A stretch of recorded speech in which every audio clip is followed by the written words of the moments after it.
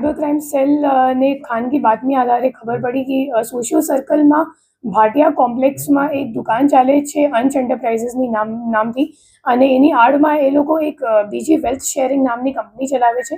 અને આ કંપનીમાં એ લોકો DSG એક્સચેન્જ, જે ઇન્ડિયામાં RBI દ્વારા ઓથોરાઇઝડ કે સેબી દ્વારા ઓથોરાઇઝ નથી એવી એક સ્ટોક એક્સચેન્જ કે ક્રિપ્ટો એક્સચેન્જ નામની એક એ લોકો ખોટી લિંક બનાવીને જે ઇન્વેસ્ટર્સ છે એમને પાસેથી રોકાણ કરાવે છે.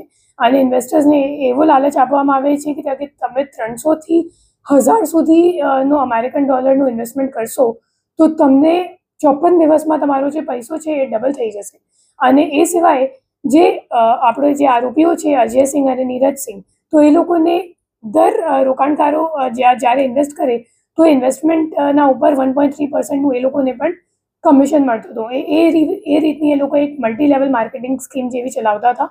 અને જેટલા પણ રોકડ રૂપિયા એ લોકોને મળતા હતા ઇન્વેસ્ટર્સ પાસેથી, તો એ લોકો એક સોપારસ સેઠિયા કરીને બીજો આરોપી છે જે આ નાસ્તો ફરતો છે હાલ, તો એમને એ લોકો હવાલા મારફતે મોકલતા હતા.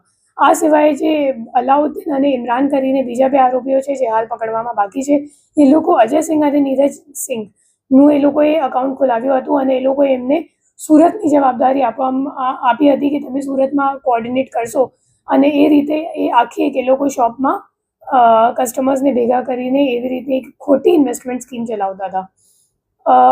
હું મતલબ પબ્લિકને, નાગરિકોને અપીલ કરવા માગું છું કે અગર તમને કોઈ પણ એવી રીતની અનઓથોરાઇઝ એક્સચેન્જ ખોટી લિંકો અગર મળે અને સામેવાળા તમને એક શું કહેવાય સસ્પિશિયસ લિંક આપે અને એમને કહે કે તમને અહીંયા ટ્રેડિંગ સિગ્નલ આપવામાં આવશે અને એ રીતે તમે ઇન્વેસ્ટ કરશો, તો એવી બાતોમાં આવતા નથી. જે સેબી ઓથોરાઇઝડ બ્રોકર્સ હોય એમની મારફતે જ લીગલ ઇન્વેસ્ટમેન્ટ કરવામાં આવે છે અને એ લોકો ખોટા નહીં હોતા.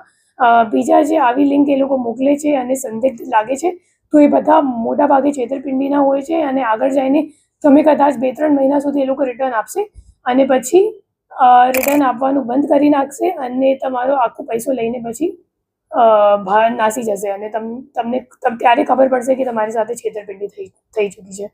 અત્યાર સુધી આ લિંકમાં ખોટા કેટલા ભોગ બની જાય? જ્યારે રેડ કરી ત્યારે 25 કસ્ટમર્સ ત્યાં હાજર હતા.